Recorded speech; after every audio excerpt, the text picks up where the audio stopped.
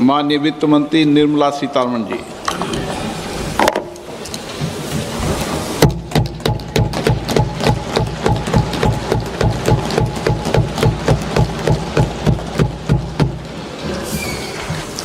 Honorable Speaker, sir, on the sacred occasion of Magh Purnima and the birth anniversary of Guru Ravidas, I present the budget for the year 2026-2027. Since we assumed office 12 years ago, India's economic trajectory has been marked by stability, fiscal discipline, sustained growth, and moderate inflation. This is the result of conscious choices we have made, even in times heightened uncertainty and disruption. Our government, led by Honorable Prime Minister Modi, has decisively and consistently chosen action over ambivalence, reform over rhetoric, and people over populism. We have pursued far-reaching structural reforms, fiscal prudence and monetary stability, whilst maintaining a strong thrust on public investment. Keeping Atmanirbharta as a lodestar, we have built domestic manufacturing capacity, energy security, and reduced critical import dependencies. Simultaneously, we have ensured that citizens benefit from every action of the government, undertaking reforms to support employment generation, agricultural productivity, household purchasing power, and universal services to people. These measures have delivered a high growth rate of around 7% and helped us make substantial strides in poverty reduction and improvement in the lives of our people. Today, we face an external environment in which trade and multilateralism are imperiled and access to resources and supply chains are disrupted. New technologies are transforming production systems while sharply increasing demands on water, energy, and critical minerals. India will continue to take confident steps towards Viksit Bharat, balancing ambition with inclusion. As a growing economy with expanding trade and capital needs, India must also remain deeply integrated with global markets, exporting more and attracting stable long-term investment. As I begin Part A, I want to express my gratitude to the people for standing firmly with us as we forge our way together towards becoming one of the largest economies of the world.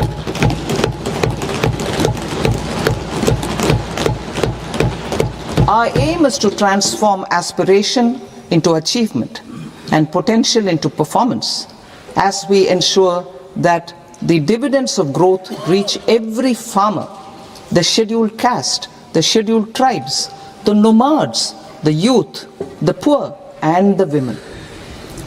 In Viksit Bharat Young Leaders Dialogue 2026, several innovative ideas were shared with our Prime Minister, which have inspired many of the proposals, making this a unique Yuva Shakti-driven budget. Our government's sankalp is to focus on our poor, underprivileged, and the disadvantaged. To deliver on this sankalp, and given that this is the first budget prepared in Kartavya Bhavan, we are inspired by three Kartavya. Our first Kartavya is to accelerate and sustain economic growth by enhancing productivity and competitiveness and building resilience to volatile global dynamics. Our second Kartavya is to fulfill aspirations of our people and build their capacity, making them strong partners in India's path to prosperity.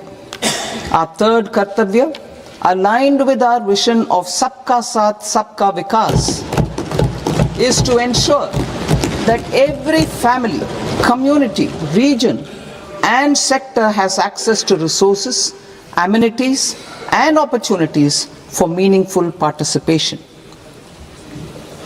This threefold approach requires a supportive ecosystem. The first requirement is to sustain the momentum of structural reforms, continuous, adaptive, and forward-looking. Second, a robust and resilient financial sector is central to mobilizing savings, allocating capital efficiently, and managing risks. Third, cutting-edge technologies, including AI applications, can serve us as force multipliers for better governance. Reform Express. Our government has undertaken comprehensive reforms towards creating employment, boosting productivity, and accelerating growth. After the Prime Minister's announcement on Independence Day in 2025, over 350 reforms have been rolled out. This includes GST simplification, notification of labor codes, and rationalization of mandatory quality control orders.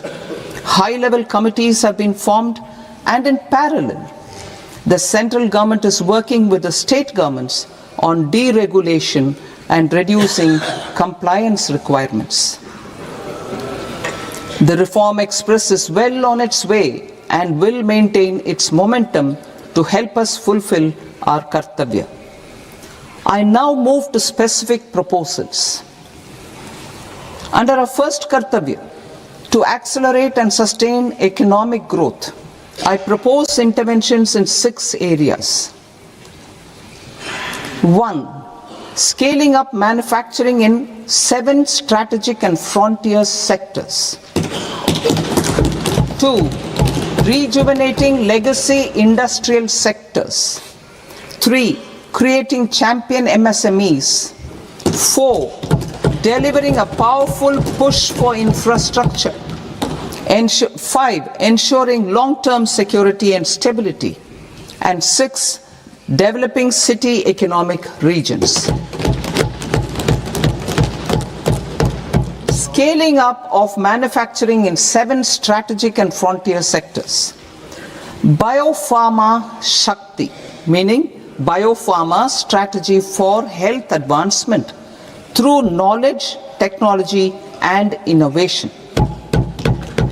India's disease burden is observed to be shifting towards non-communicable diseases like diabetes, cancer, and autoimmune disorders. Biologic medicines are key to longevity and quality of life at affordable costs. To develop India as a global biopharma manufacturing hub,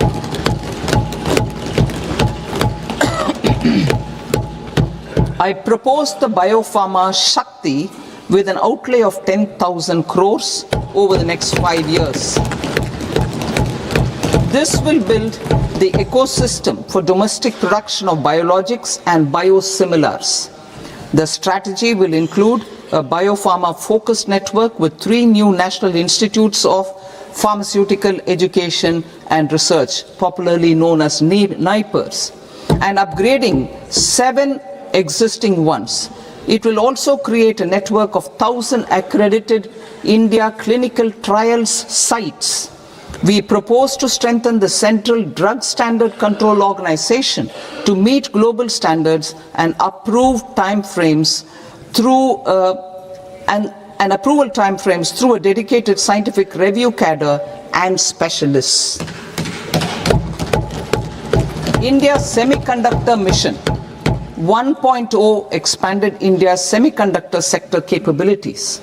Building on this, we will launch ISM 2.0 to produce equipment and materials, design full-stack Indian IP, and fortify supply chains. We will also focus on industry-led research and training centers to develop technology and skilled workforce.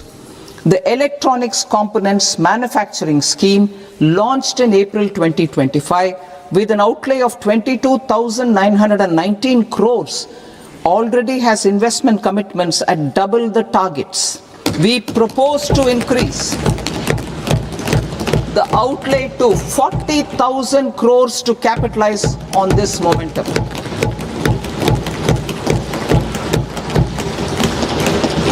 A scheme for rare earth permanent magnets was launched in 2025 November. We now propose to support the mineral-rich states of Odisha, Kerala, Andhra Pradesh and Tamil Nadu to establish dedicated rare earth corridors to promote mining, processing, research and manufacturing.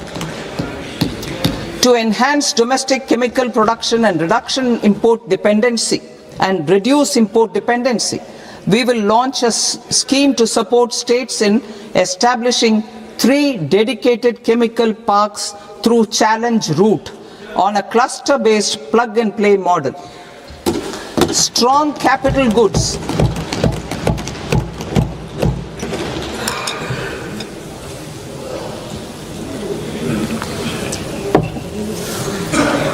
Strong capital goods capability is a determinant of productivity and quality across different sectors.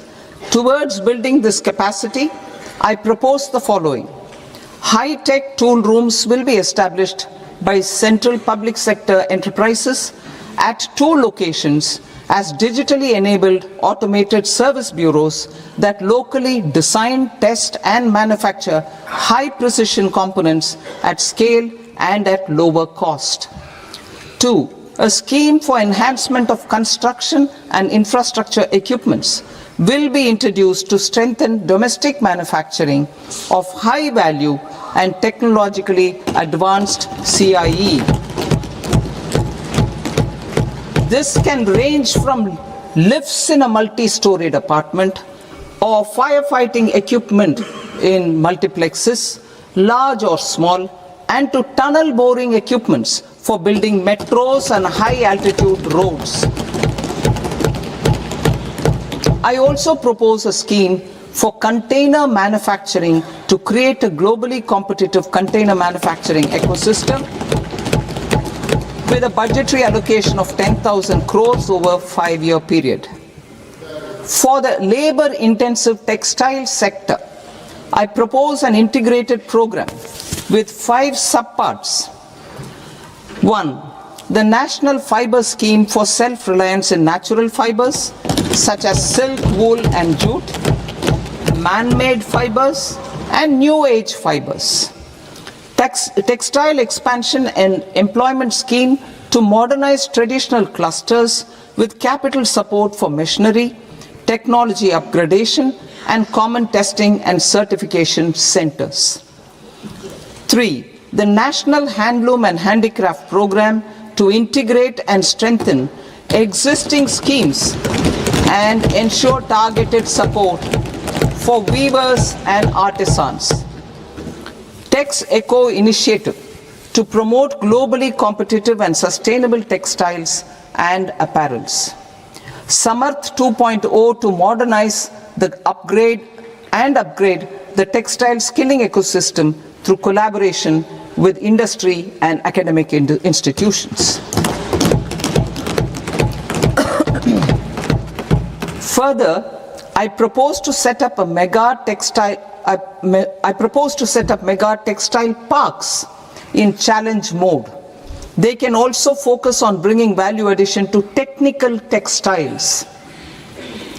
I propose to launch the Mahatma Gandhi Gram Swaraj initiative to strengthen khadi, handloom and handicrafts. This will help in global market linkage and branding. It will streamline and support training, skilling, quality of process and production. This will benefit our weavers, village industries, one district, one product ODOP initiative and also our rural youth. India has the potential to emerge as a global hub for high quality, affordable sports goods. I propose a dedicated initiative for sports goods that will promote manufacturing, research, and innovation in equipment design as well as material sciences.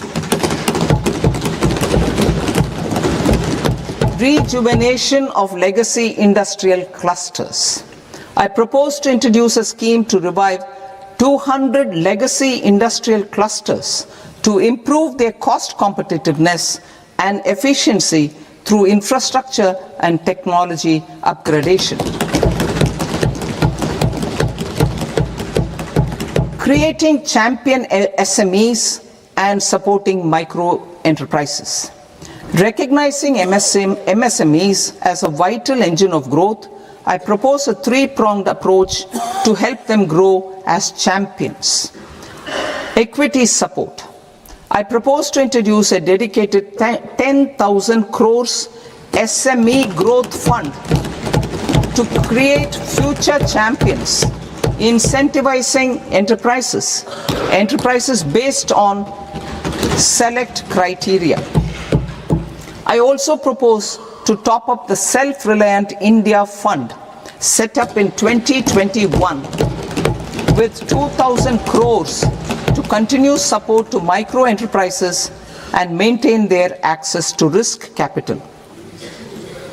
Liquidity support. With TREDS, more than 7 lakh crore has been made available to MSMEs. To leverage its full potential, I propose 4 measures. 1. Mandate TREDS as the transaction settlement platform for all purchases from MSMEs by CPSEs, serving as a benchmark for other corporates. 2. Introduce a credit guarantee support mechanism through CGTMSE for invoice discounting on TREDS platform. 3. Link GEM with TREDS for sharing information with financiers about government purchases from MSMEs, encouraging cheaper and quicker financing. 4. Introduce TREDS receivables as asset-backed securities, helping develop a secondary market, enhancing liquidity and settlement of transactions. Professional support. Government will facilitate professional institutions such as the ICAI, ICSI, ICMAI to design short-term modular courses and practical tools to develop a cadre of corporate mitras, especially in Tier 2 and Tier 3 towns. These accredited para-professionals will help MSMEs meet compliance requirements at affordable costs. Infrastructure. During this past decade, our government has undertaken several initiatives for large-scale enhancement of public infrastructure, including through new financing instruments such as Infrastructure Investment Trust (InvITs) and Real Estate Investment Trust (REITs), and institutions like NIIF and NABFID. We shall continue to focus on developing infrastructure in cities with over 5 lakh population, that is Tier 2, Tier 3 cities, which have expanded to become growth centers. Public capital expenditure has increased manifold from 2 lakh crore in 2014-15 to an allocation of 11.2 lakh crore in BE-25-26. In this coming year, that is financial year 2026-27, I propose to increase it to 12.2 lakh crores to continue the momentum. To strengthen the confidence of private developers regarding risks during infrastructure development and construction phase, I propose to set up an infrastructure risk guarantee fund to provide prudentially calibrated partial credit guarantee to lenders. Over the years, REITs have emerged as a successful instrument for asset monetization. I propose to accelerate recycling of significant real estate assets of the CPSEs through the setting up of dedicated rights. To promote environmentally sustainable movement of cargo, I propose to 1. Establish new dedicated freight corridors connecting Dankuni in the east to Surat in the west. Operationalize 20 new national waterways over the next 5 years. Starting with National Waterways 5 in Orissa to connect mineral-rich areas of Talcher and Angul and industrial centers like Kalinga Nagar to the ports of Paradip and Dhamra. Training institutes will be set up as regional centers of excellence for development of required manpower for these waterways. This will benefit youth in the entire stretch of the waterways to train and acquire skills. Further, a ship repair ecosystem catering to inland waterways will also be set up at Varanasi and Patna. And C. Launch a coastal cargo promotion scheme for incentivizing a modal shift from rail to road to increase the share of inland waterways and coastal shipping from 6% to 12% by 2047. To enhance last mile and remote connectivity and promote tourism, I propose to give incentives to indigenize manufacturing of seaplanes. A seaplane VGF scheme will be also introduced to provide support for operations. Carbon capture, utilization and storage. Aligning with the roadmap launched in December 2025, the carbon capture, utilization and storage technologies at scale will achieve higher readiness and in end-use application across 5 industrial sectors, including power, steel, cement, refineries, and chemicals. An outlay of 20,000 crore is proposed over the next 5 years for this purpose. City economic regions. Cities are India's engines of growth, innovation, and opportunities. We shall now focus on Tier 2, Tier 3 cities, and even temple towns, which need modern infrastructure and basic amenities.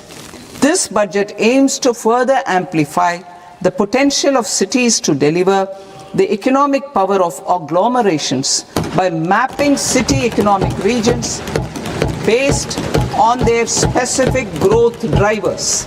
An allocation of 5,000 crore per CER over 5 years is proposed for implementing their plans through a challenge mode with a reform-cum-result-based financing mechanism.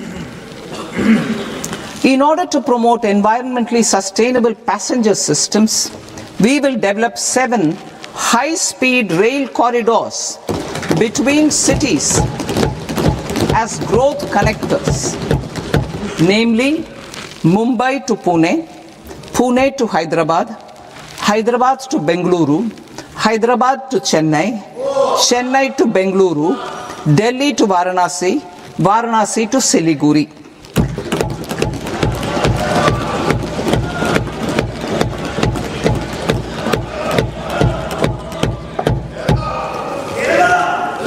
Financial sector. The Indian banking sector today is characterized by strong balance sheet, historic highs in profitability, improved asset quality, and coverage exceeding 98% of villages in the country. At this juncture, we are well placed to futuristically evaluate the measures needed to continue on the path of reform-led growth of this sector. I propose setting up a high-level committee on banking for Vikasit Bharat. High-level committee on banking for Vikasit Bharat to comprehensively review the sector and align it with India's next phase of growth. while safeguarding financial stability, inclusion, and consumer protection. The vision for NBFCs for Vikasit Bharat has been outlined with clear targets for credit disbursement and technology adoption in order to achieve scale and improve efficiency in the public sector NBFCs. As a first step, it is proposed to restructure the Power Finance Corporation and Rural Electrification Corporation. I propose a comprehensive review of the foreign exchange management non-debt instruments rules to create a more contemporary, user-friendly framework for foreign investments consistent with India's evolving economic priorities. Corporate bond market. I propose to introduce a market-making framework with suitable access to funds and derivatives on corporate bond indices. I also propose to introduce total return swaps on corporate bonds. Municipal bonds. To encourage the issuance of municipal bonds of higher value by larger cities, I propose an incentive of 100 crore rupees for a single bond issuance. 100 crore rupees for a single bond issuance of more than 1,000 crore. The current scheme under Amrit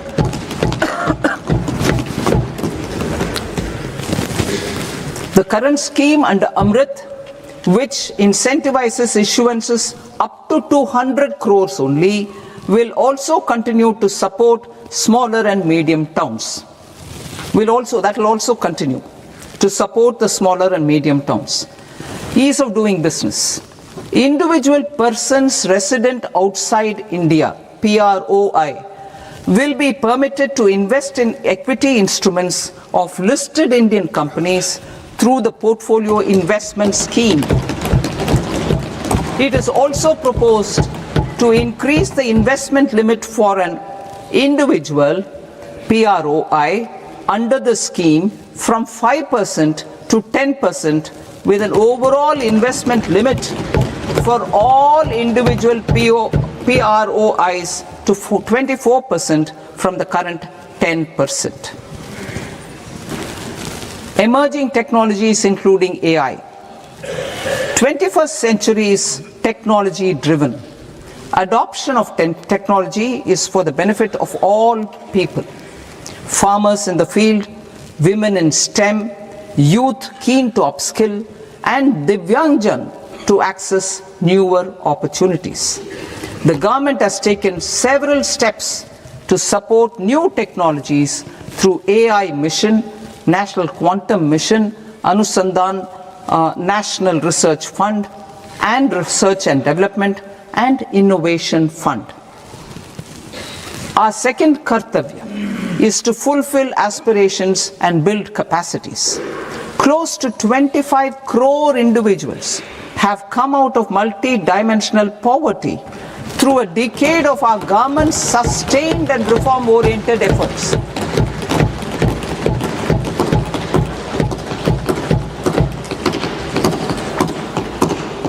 Our government has therefore decided to place a renewed emphasis on the service sector to provide a pathway to fulfilling aspirations of a youthful India with the following measures.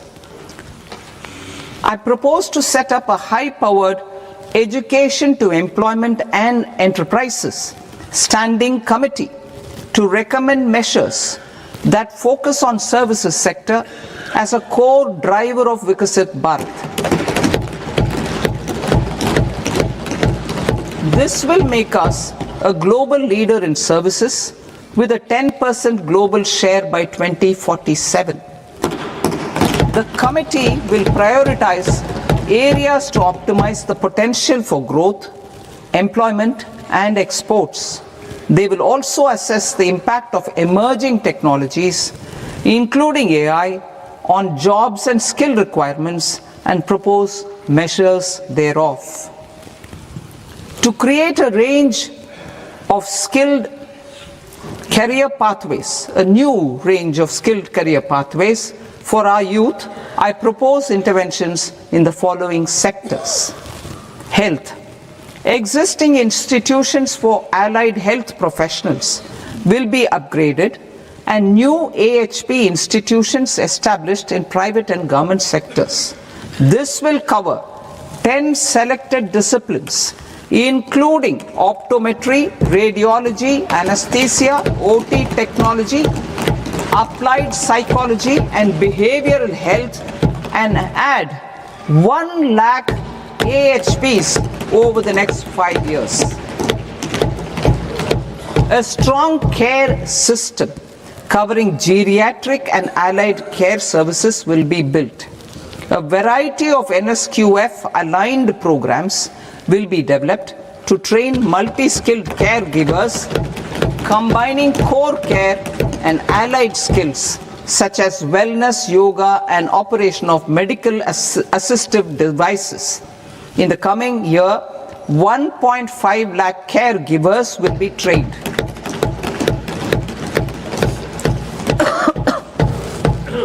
Hubs for medical value tourism. To promote India as a hub for medical tourism services, I propose to launch a scheme to support states in establishing 5 regional medical hubs in partnership with the private sector. These hubs will serve as integrated healthcare complexes that combine medical, educational and research facilities. They will have Ayush centers, medical value tourism facilitation centers, and infrastructure for diagnostics, post-care and rehabilitation. These hubs will provide diverse opportunities, job opportunities for health professionals, including doctors and AHPs. Ancient Indian yoga, already respected in several parts of the world, was given a mass global recognition when Honorable Prime Minister took it to the UN. Post-COVID, Ayurveda gained a similar global acceptance and recognition. Exporting quality Ayurveda products helps farmers who grow the herbs and youth who process the products. To meet growing global demand, a few more steps are being taken. I propose to 1. Set up 3 new All India Institutes of Ayurveda. 2. Upgrade Ayush pharmacies and drug testing labs for higher standards of certification ecosystem and make available more skilled personnel. 3.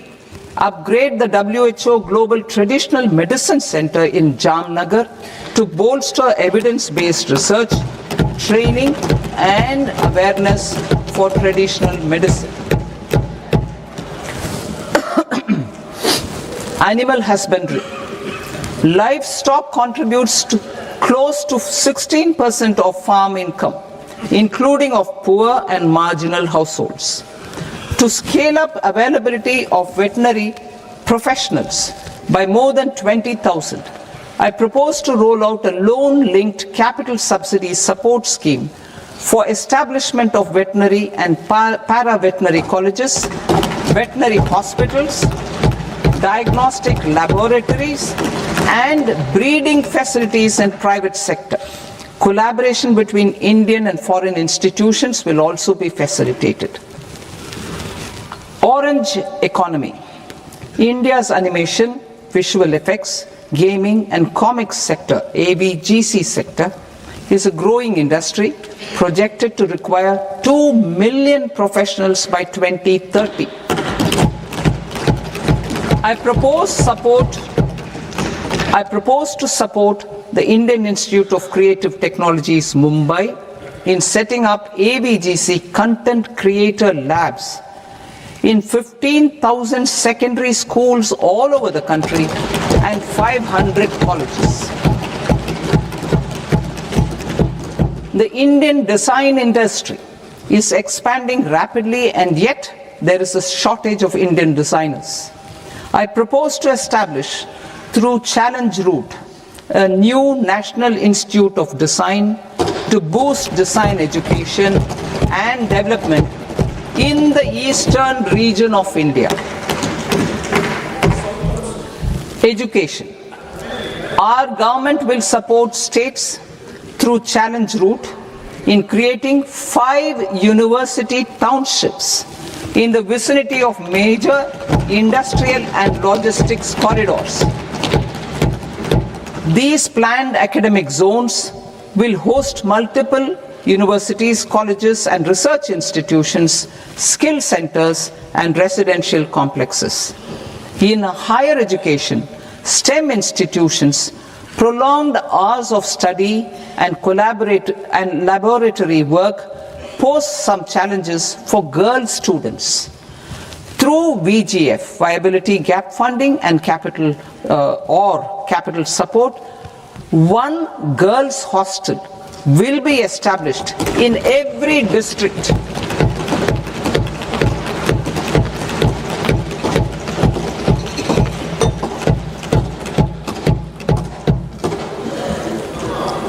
To promote astrophysics and astronomy via immersive experiences, 4 telescope infrastructure facilities will be set up or upgraded.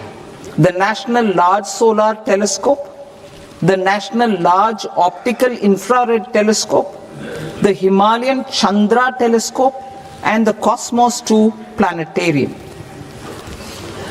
Tourism. The tourism sector has the potential to play a large role in the employment generation, forex earnings, and expanding the local economy. I propose to set up a National Institute of Hospitality by upgrading the existing National Council for Hotel Management and Catering Technology. It will function as a bridge between academia, industry, and government. I also propose a pilot scheme for upskilling 10,000 guides in 20 iconic tourist sites through a standardized, high-quality, 12-week training course in hybrid mode in collaboration with the Indian Institute of Management.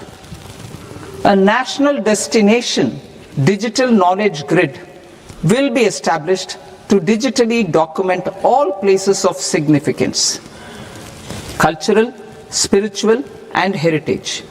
This initiative will create a new ecosystem of jobs for local researchers, historians, content creators, and technology partners. India has the potential and opportunity to offer world-class trekking and hiking experience. We will develop ecologically sustainable mountain trails in Himachal Pradesh, Uttarakhand, and Jammu Kashmir. Also in Araku Valley in the Eastern Ghats and Podigai Malai in the Western Ghats. Turtle trails along key nesting sites in the coastal areas of Odisha, Karnataka and Kerala. And 3 bird watching trails along the Pulikat Lake in Andhra Pradesh, Tamil Nadu. It's on the border. Under the visionary leadership of Honorable Prime Minister, we established the International Big Cat Alliance in 2024.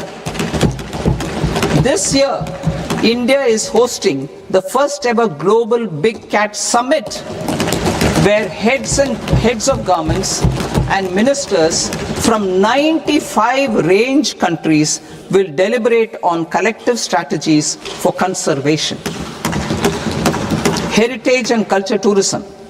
I propose to develop 15 archaeological sites, including Lothal, Dolavira, Rakhi Gadi, Adichanallur, Saranath, Hastinapur, and Leh Palace into vibrant experiential cultural destinations. Excavated Excavated landscapes will be open to the public through curated walkways. Immersive storytelling skills and technologies will be introduced to help conservation labs, interpretation centers, and guides. The sports sector provides multiple means of employment, skilling, and job opportunities.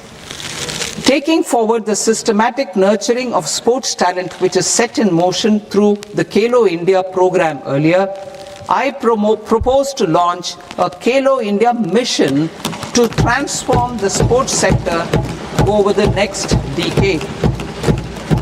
The mission will facilitate an integrated talent development pathway supported by training centers which are foundational, intermediate, and elite levels. B, systematic development of coaches and support staff. C, integration of sports science and technology. D, competitions and leagues to promote sports culture and provide platforms. And E, development of sports infrastructure for training and competition. Our third Kartavya aligns with our vision of Sabka Saath, Sabka Vikas towards Vikasit Bharat. This requires targeted efforts for 1. Increasing farmer incomes through productivity enhancement and entrepreneurship, with special attention to small and marginal farmers. B. Empowering Divyangjan through access to livelihood opportunities, training, and high-quality assistive devices. C. Empowering the vulnerable to access mental health and trauma care. D. Focus on the Purvodaya states and the Northeast region to accelerate development and employment opportunities. Fisheries. We will undertake initiatives for integrated development of 500 reservoirs and Amrit Sarovars. 2. Strengthen the fisheries value chain in coastal areas and enable market linkages involving startups and women-led groups together with fish farmer producer organizations. Animal husbandry. To provide quality employment opportunities in rural and peri-urban areas, we will support the animal husbandry sector in entrepreneurship development through a credit-linked subsidy program, B, scaling up and modernization of livestock enterprises, C, enhanced creation of livestock, dairy, and poultry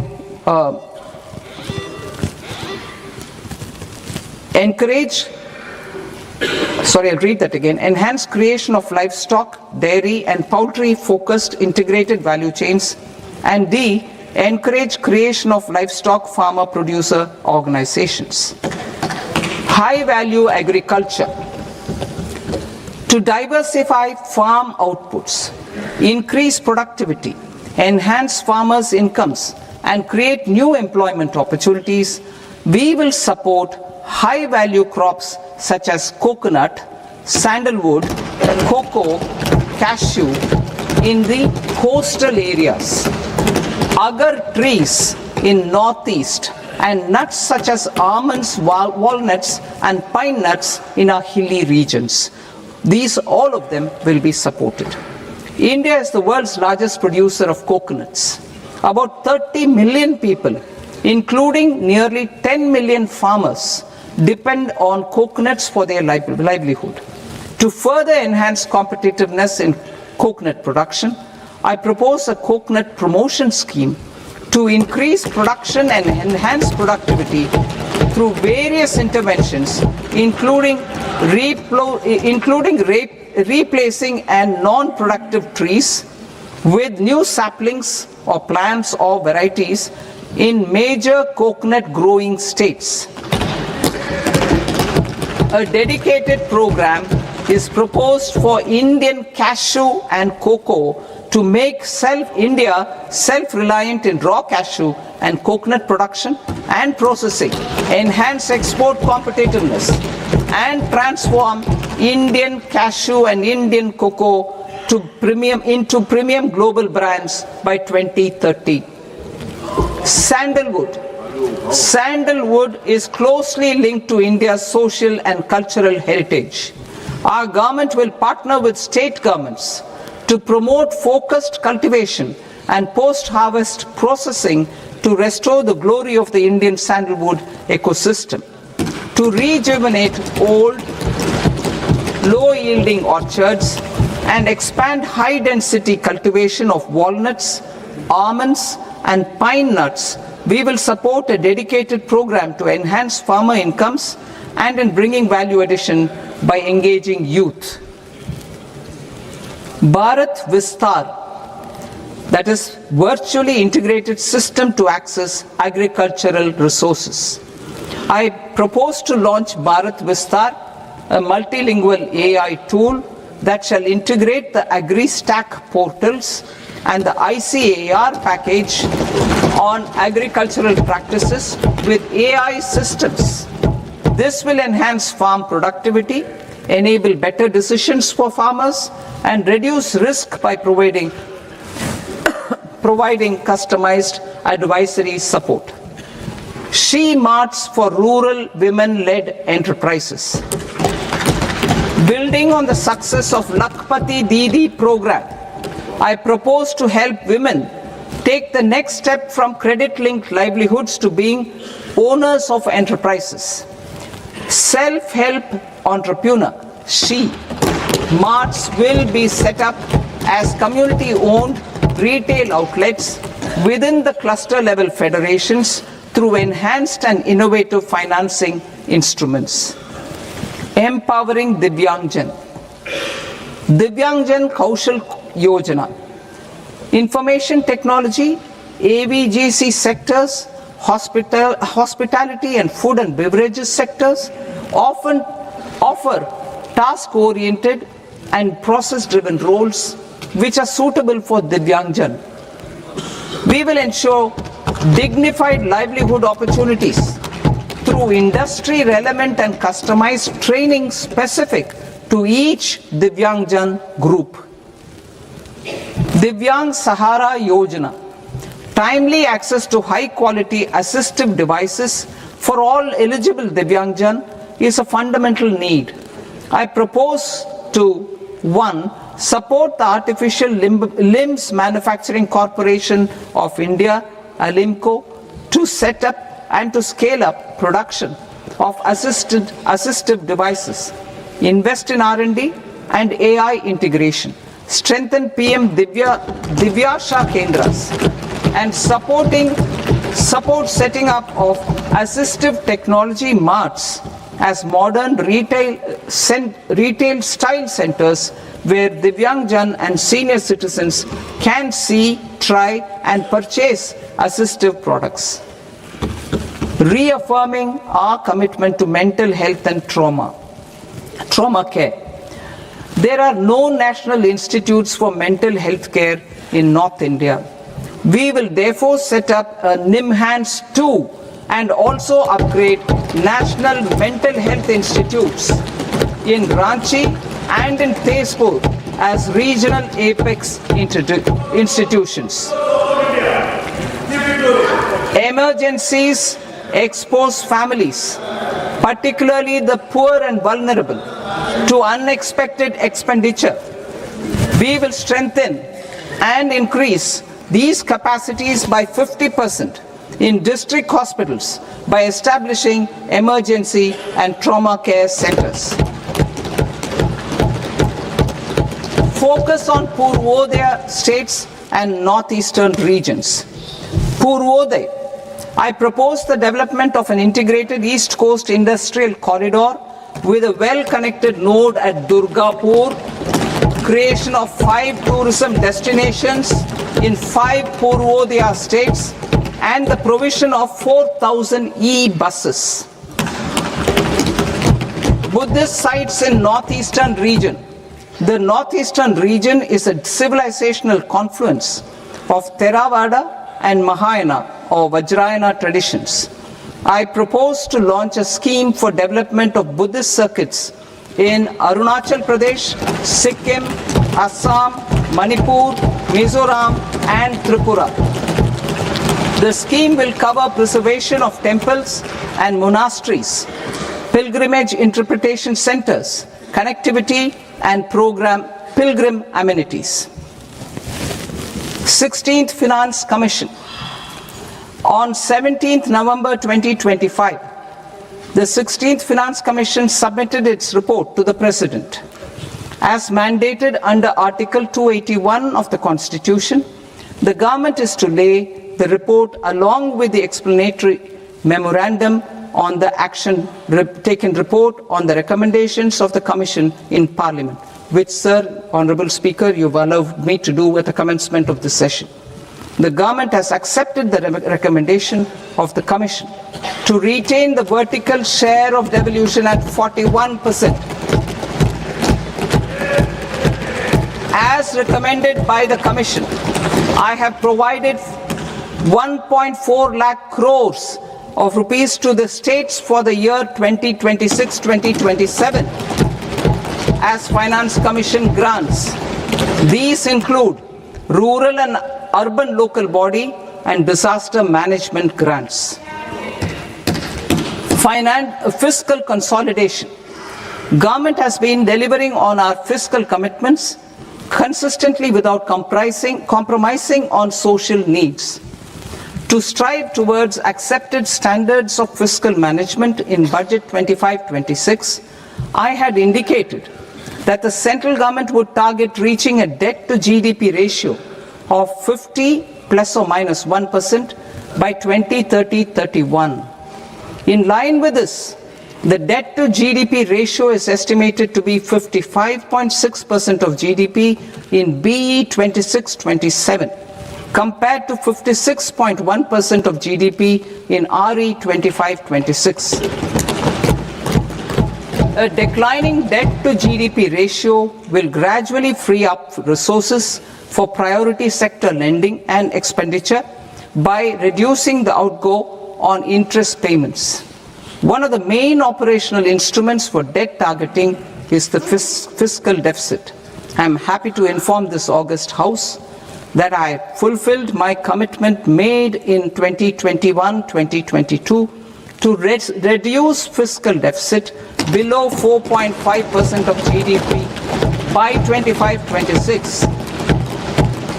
In RE 25-26, the fiscal deficit has been estimated at par with BE of 2025-26 at 4.4% of GDP. In line with the new fiscal prudence path of debt consolidation, the fiscal deficit in BE 26-27 is estimated to be 4.3% of the GDP.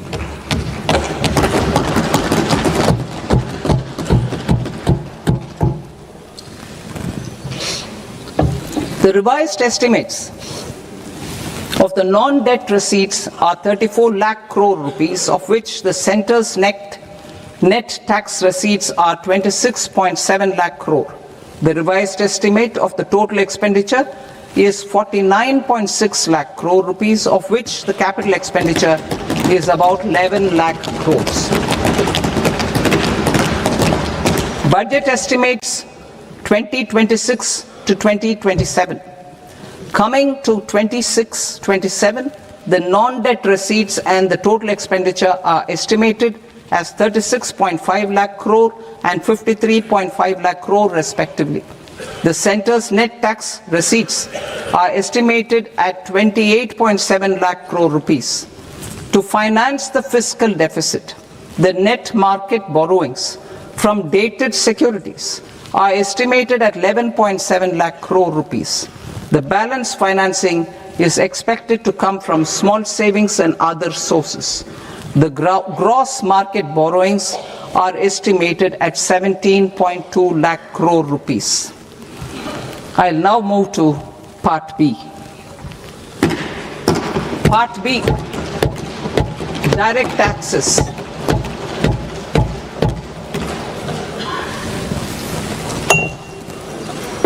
Honorable Speaker, sir, I now present my proposals on direct taxes.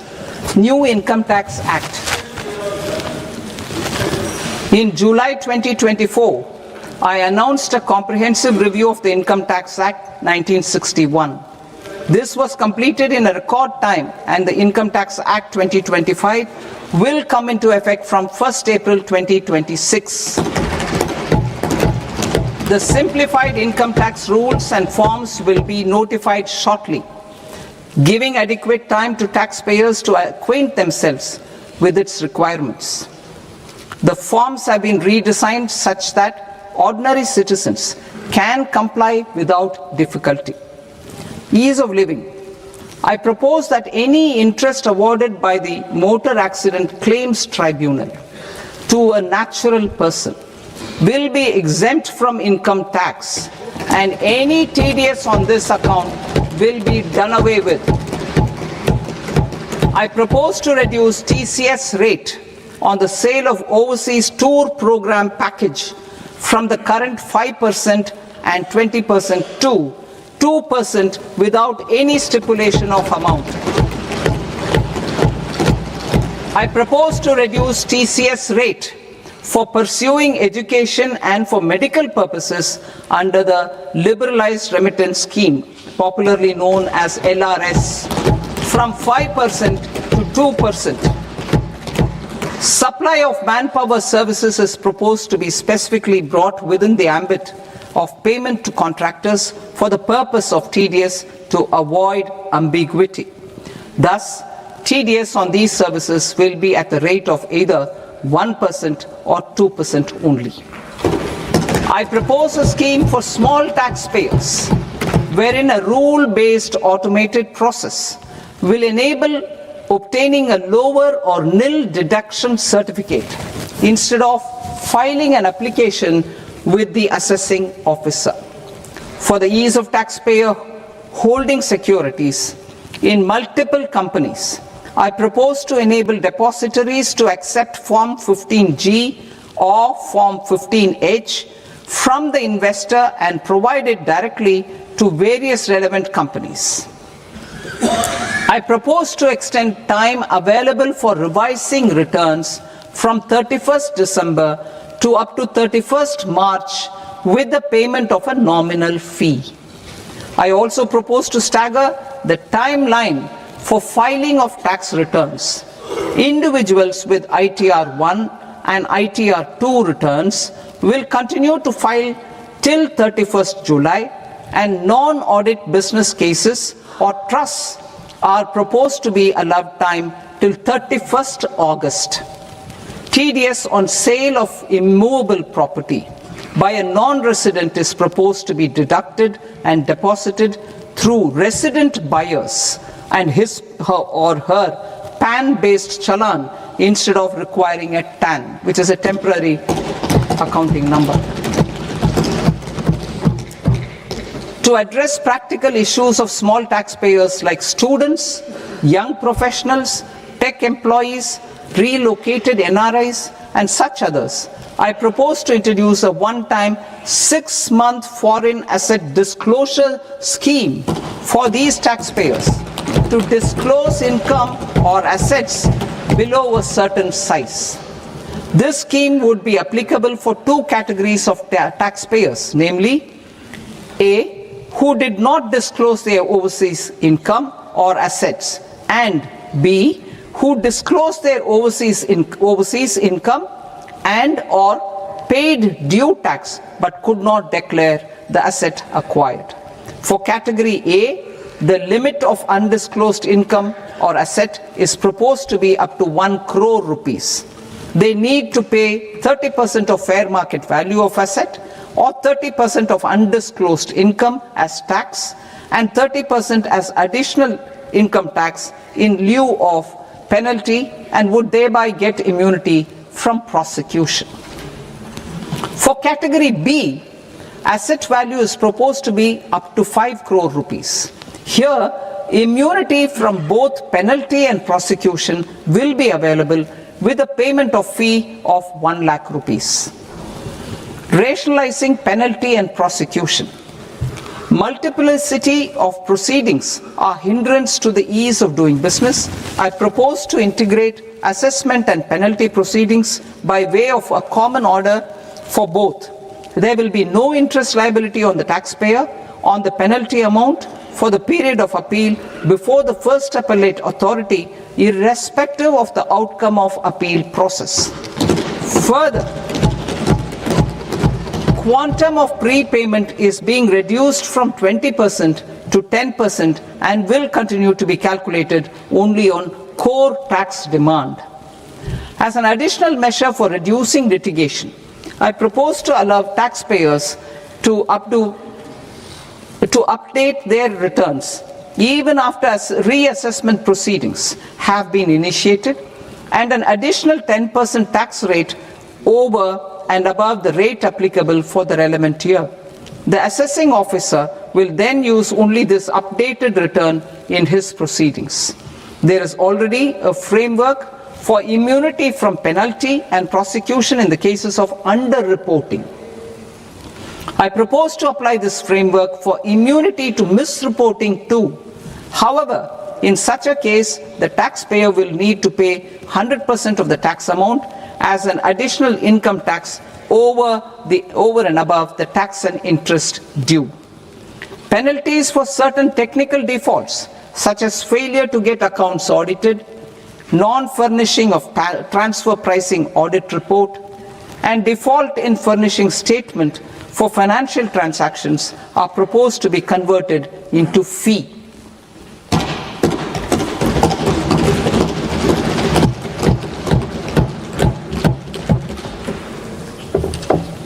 I propose to rationalize prosecution framework under Income Tax Act while maintaining a careful balance for deterrence in some serious offence.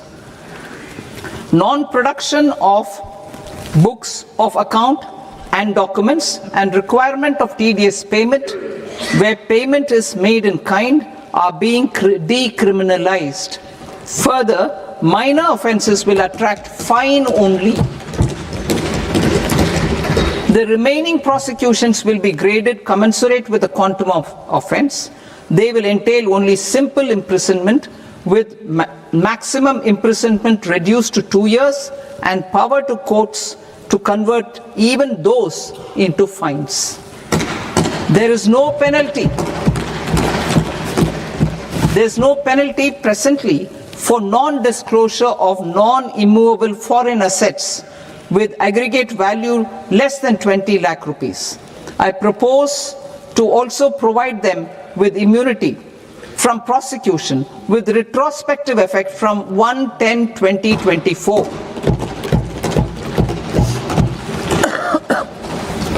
Cooperatives. Deduction is already allowed to a primary cooperative society engaged in supplying milk, oilseeds, fruits or vegetables raised or grown by its members. I propose to extend this deduction to also include supply of cattle feed and cotton seed produced by its members. I propose to allow inter-cooperative society dividend income as deduction under the new tax regime to the extent it is further distributed to its members. I further propose to allow exemption for a period of 3 years to dividend income received by a notified national cooperative federation on their investments made in companies up to 31/1/2026. This exemption would be allowed only for dividends further distributed to its member cooperatives. Supporting IT sector as India's growth engine. India is a global leader in software development services, IT-enabled services, knowledge process outsourcing services, and contract R&D services relating to software development. These businesses and their segments are quite interconnected with each other. All these services are proposed to be clubbed under a single category of information technology services with a common safe harbor margin of 15.5% applicable to all. The threshold for availing safe harbor for IT services is being enhanced substantially from 300 crore rupees to 2,000 crore rupees. Safe harbor for IT services shall be approved by an automated rule-driven process without any need for tax officer to examine and accept the application.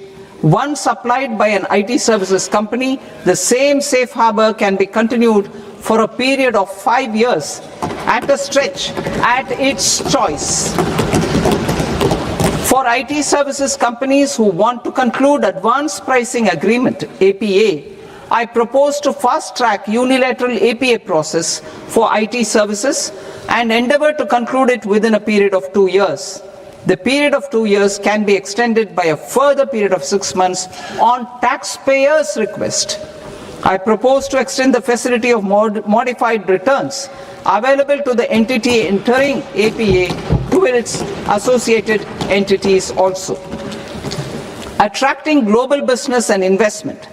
Recognizing the need to enable critical infrastructure and boost investment in data centers, I propose to provide tax holiday till 2047 to any foreign company that provides cloud services to customers globally by using data center services from India. It will, however, need to provide services to Indian customers through an Indian reseller entity. I also propose to provide a safe harbor of 15% on cost in case the company providing data center services from India is a related entity. To harness the efficiency of just-in-time logistics for electronic manufacturing, I propose to provide safe harbor to non-residents for component warehousing in a bonded warehouse at a profit margin of 2% of the invoice value. The resultant tax of about 0.7% will be much slower than in competing jurisdictions. To provide fillip to toll manufacturing in India, I propose to provide exemption from income tax for 5 years to any non-resident who provides capital goods, equipment, or tooling to any toll manufacturer in a bonded zone. To encourage vast pool of global talent to work in India for a longer period of time, I propose to provide exemption to global, non-India sourced income of a non-resident expert for a stay period of 5 years under notified schemes. I propose to provide exemption from minimum alternate tax, the MAT, to all non-residents who pay tax on presumptive basis. Tax administration. I propose to constitute a joint committee of Ministry of Corporate Affairs and Central Board of Direct Taxes for incorporating the requirements of income computation and disclosure standards, the ICDS, in the Indian Accounting Standards Ind AS itself.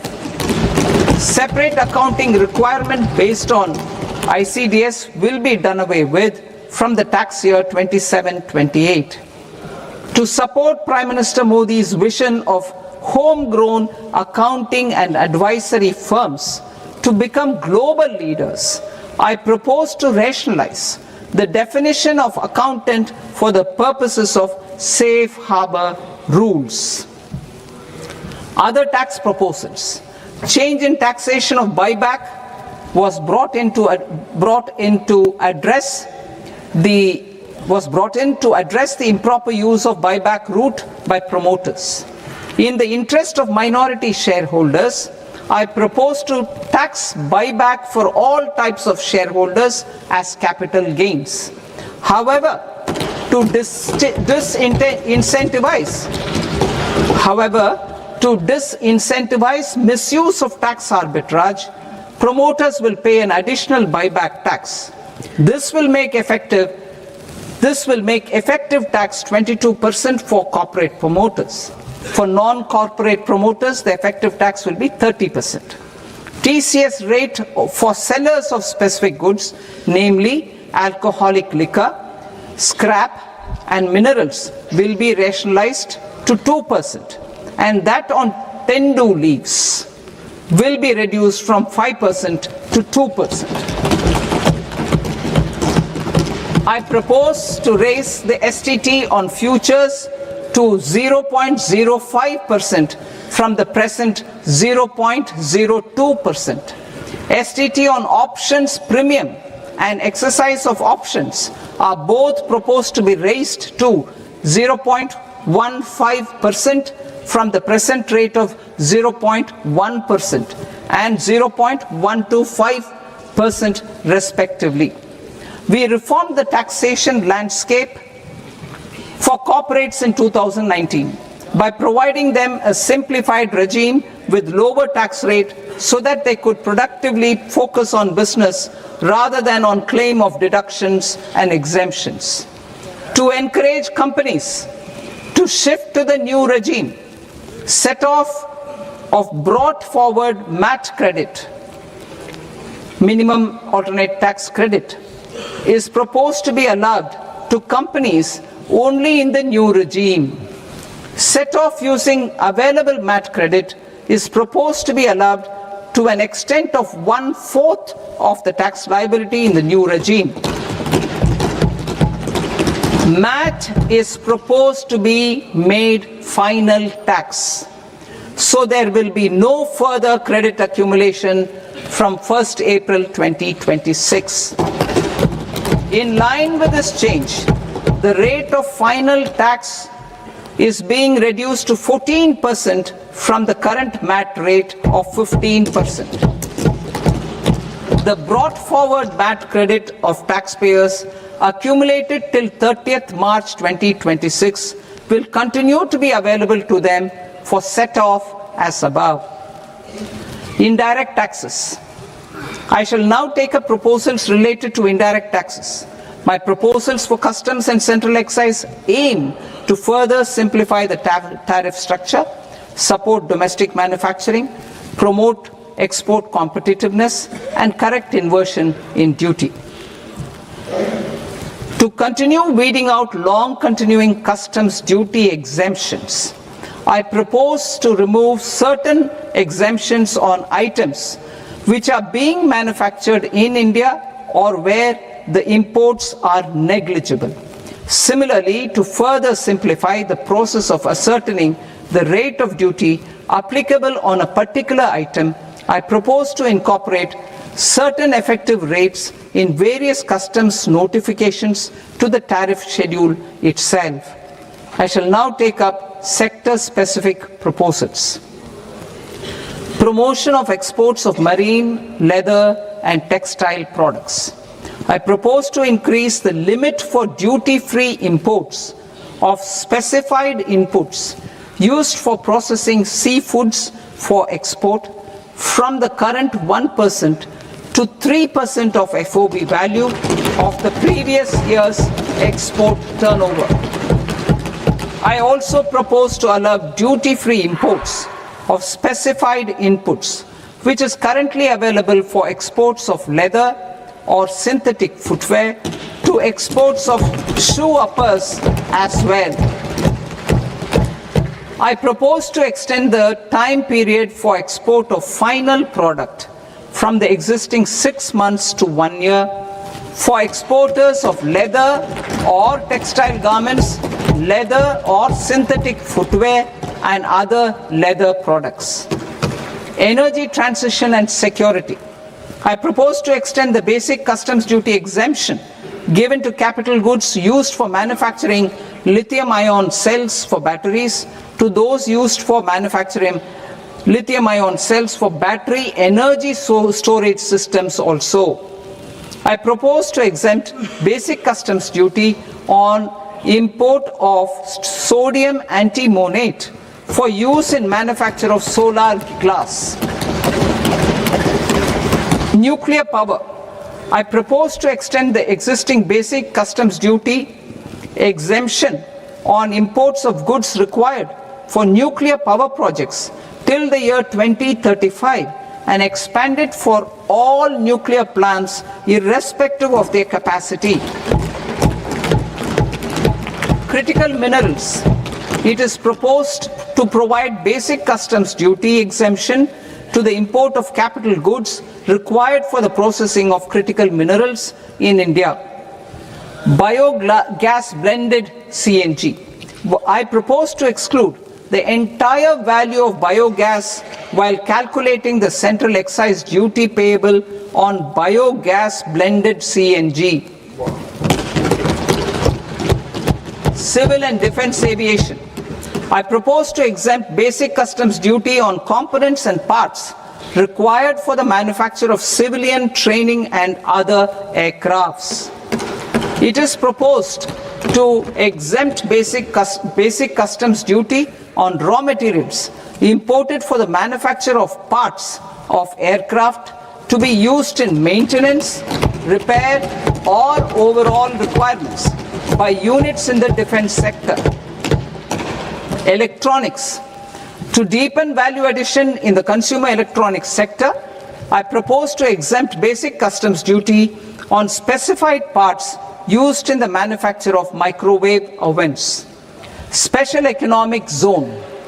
To address the concerns arising about utilization of capacity by manufacturing units in the special economic zones due to global trade disruptions, I propose as a special one-time measure to facilitate sales by eligible manufacturing units in SEZs to the domestic tariff area at concessional rates of duty. The quantity of such sales will be limited to a prescribed proportion of their exports. Necessary regulatory changes will be undertaken to operationalize the measures while ensuring level playing field for the units working in the DTA. Ease of living.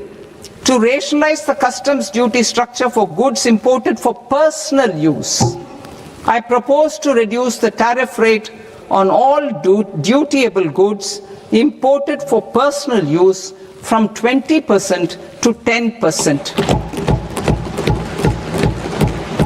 To provide relief to patients, particularly those suffering from cancer, I propose to exempt basic customs duty on 17 drugs or medicines.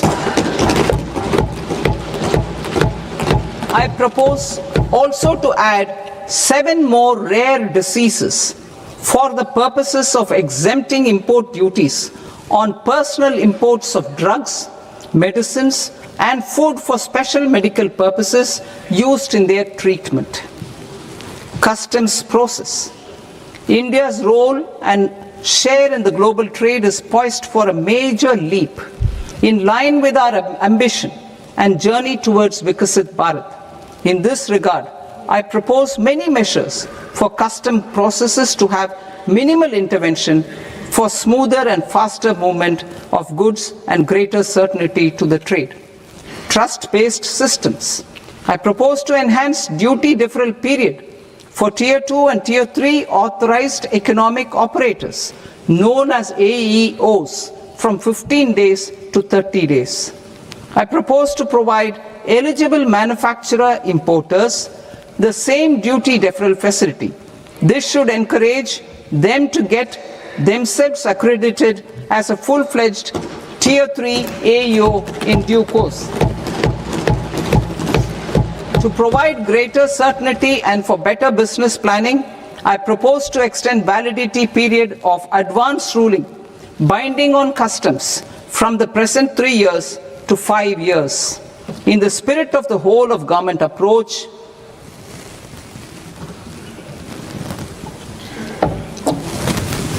government agencies will be encouraged to leverage AEO accreditation for preferential treatment in clearing their cargo. Regular importers with trusted long-standing supply chains will be recognized in the risk system so that the need for verification of their cargo every time can be minimized. Export cargo using electronic sealing. Export cargo using electronic sealing will be provided through clearance from the factory premises to the ship. For import of goods not needing any compliance, filing of bill of entry by a trusted importer and arrival of goods will automatically notify customs for completing their clearance formalities. This will enable goods to be released immediately on arrival. The customs warehouse framework will be transformed into a warehouse operator-centric system with a self-declarations, electronic tracking, and risk-based audit. These reforms will move away from the current system of officer-dependent approvals and reduce transaction delays and compliance costs. Ease of doing business. Approvals required for cargo clearance from various government agencies will be seamlessly processed through a single and interconnected digital window by the end of the financial year. Processes involved in clearance of food, drugs, plant, and animal and wildlife products, accounting for about 70% of interdicted cargo, will be operationalized on this system by April 2026 itself. For goods not having any compliance requirement, clearance will be done by customs immediately after online registration is completed by the importer, subject to the payment of duty. Customs integrated system will be rolled out in 2 years as a single integrated and scalable platform for all customs processes.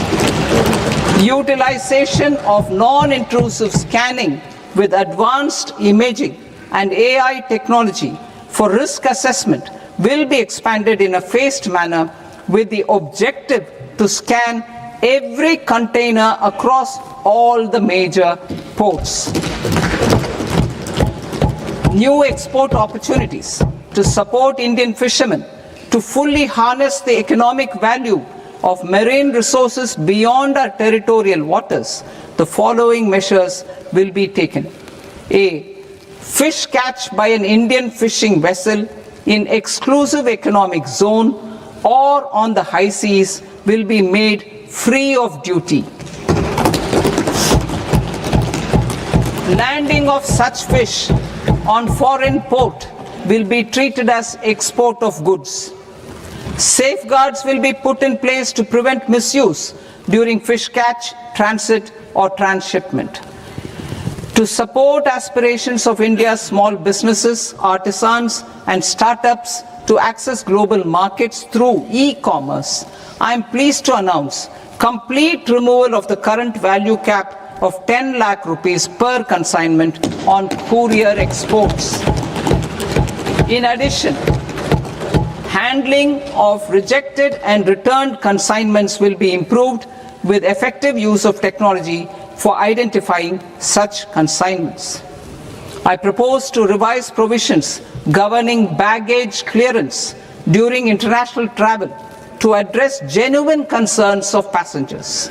The revised rules will enhance duty-free allowances in line with the present-day travel realities and provide clarity in temporary carriage of goods brought in or taken out. There are honest taxpayers who are willing to settle disputes by paying all their dues, but they get deterred due to negative connotation associated with penalty. They will now be able to close cases by paying an additional amount in lieu of penalty. Honorable Speaker, sir, with this, I commend the budget to this august House. Jai Hind.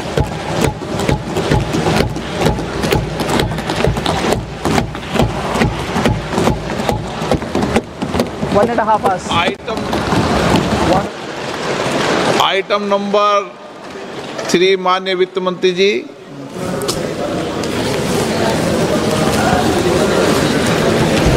Item number 2, sir. 3. Sir, with your permission, I rise to lay on the table of the following statements under Section 3, 1 of the Fiscal Responsibility and Budget Management Act of 2003. Medium-term fiscal policy cum fiscal policy strategy statement and macroeconomic framework statement. Item number 4 माननीय वित्त मंत्री जी। Sir, with your permission, I move for leave to introduce the Finance Bill 2026. प्रश्न ये कि विधेयक को पुनर्स्थापित करने की अनुमति प्रदान की जाए। जो सदस्य इस पक्ष में हाँ गए, जो सदस्य विरोध में ना गए, मेरे विचार में निर्णय हाँ वालों के पक्ष में, हाँ वालों के पक्ष में अनुमति प्रदान की जाती है। माननीय मंत्री जी, अब विधेयक पूरे स्थापित करें। Sir, I introduce the bill. माननीय सदस्यगण, आपको सूचित किया जाता है कि माननीय मुख्यमंत्री जी के बजट भाषण की कॉपी पब्लिकेशन काउंटर पर ली जाती है। बजट भाषण और बजट से संबंधित दस्तावेज आपके मोबाइल फोन और मेंबर पोर्टल्स पर ही उपलब्ध है। सभा की कार्रवाई कल सोमवार दिनांक 2 फरवरी 2026 को प्राप्त 11 बजे तक के लिए स्थगित की जाती है।